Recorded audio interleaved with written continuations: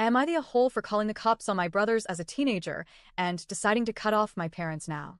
When I 30s was around 16, my brothers, both adults, were attacking me verbally and physically. Punching, kicking, hitting, calling me names. This had been going on for a while, maybe 1 to 2 hours. My mom and dad more or less sat there and watched. At some point, I got away long enough to call 911 and tell them what was happening. As soon as I made the call, the violence stopped. After I hung up, with a cop on the way, my brothers started mumbling stories they could tell to try and get me in trouble. When the cop showed up, the first thing my mom said to him was, "No one is getting arrested." The cop looked at her and said, "That's for me to decide." My brothers didn't even try to hide it. They straight up told the cop it was their job to manhandle me since I was too big for my parents. The cop looked shocked and said no one should be putting hands on me at all. That might seem obvious now, but at the time I honestly didn't know that.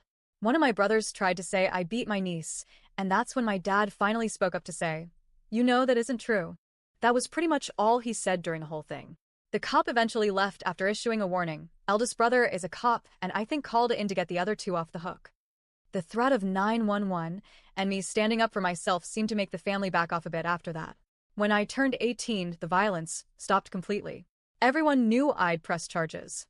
Years later, when I was in college, my mom's first comment to my girlfriend, now wife, was, "We always knew he was special, which is why we took turns beating him down so he wouldn't get a big head." With a sort of you're welcome type vibe to the statement. On top of that, she's told me I'm the reason the family is the way it is because I won't let things go. Basically calling me the asshole for standing my ground. At one point, my wife and I were on the verge of homelessness, and my mom said no when we asked if we could stay for a few months.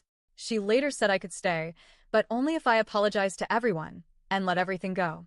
I've tried keeping them in my life. My mom sends gift cards and tries doing stuff every now and then.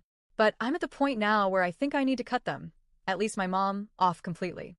I literally hate talking to her and get into a really negative headspace when they are around. That said, I still have a small part of me that wonders if I'll end up needing to call the cops again, especially on my mom, just to make her leave me alone. I'm posting this because I think hearing from neutral people might help. So, am I the a-hole for calling the cops back then and deciding to cut them off now?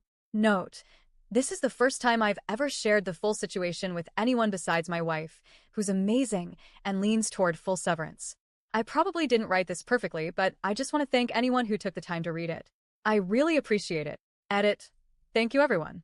It looks like the general consensus is to cut them out. I'll look into how to do this properly, but for now they're blocked. The main concern is legal escalation / getting them to stop would likely require something formal. These are the kind of people who only listen if you have the power to force them. In this case, that probably means a restraining order.